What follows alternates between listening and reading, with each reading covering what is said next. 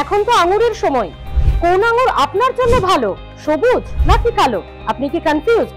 তাহলে এই ভিডিওটি দেখুন আর জেনে নিন সবুজ না কালো কোন আঙুর ভালো।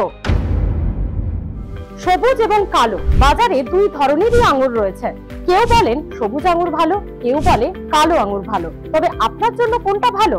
সবুজ আঙুরে রয়েছে ভিটামিন, ফাইবার, খনিজ এবং প্রচুর পরিমাণে অ্যান্টিঅক্সিডেন্ট। সবুজ আঙুর খেলে আপনি কি কি পুষ্টিগুণ পাবেন? ওজন নিয়ন্ত্রণে রাখে সবুজ আঙুর, ত্বকের সমস্যা দূর করে সবুজ আঙুর, শরীরে রোগ প্রতিরোধ ক্ষমতা তৈরি করে সবুজ আঙুর এবং হাড় ক্ষয় রোধ বা হাড় মজবুত করে সবুজ আঙুর, হজম শক্তি বাড়ায় সবুজ আঙুর। এবার আসুন জেনে নিন কালো আঙুরে ঠিক কি কি পুষ্টিগুণ রয়েছে।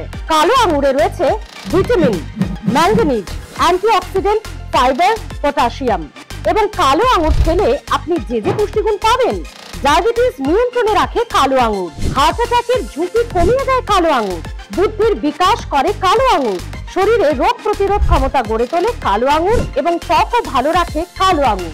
তাহলে জেনে নিলেন সবুজ এবং কালো দুটিতেই ভিন্ন ভিন্ন উপাদান রয়েছে, যাতে বিভিন্ন ভাবে আপনার শরীর উপকার পাবে। এবার আপনি ঠিক করে নিন আপনার ঠিক কোনটার ঘাটতি রয়েছে এবং আপনি সেই আঙুরটি খান। হেলথ ক্লাস দেখতে সাবস্ক্রাইব করে রাখুন আরো ভালো ভালো হেলথ সম্পর্কিত ভিডিও পেতে। কেমন লাগছে জানাতে ভুলবেন না। ভালো থাকুন।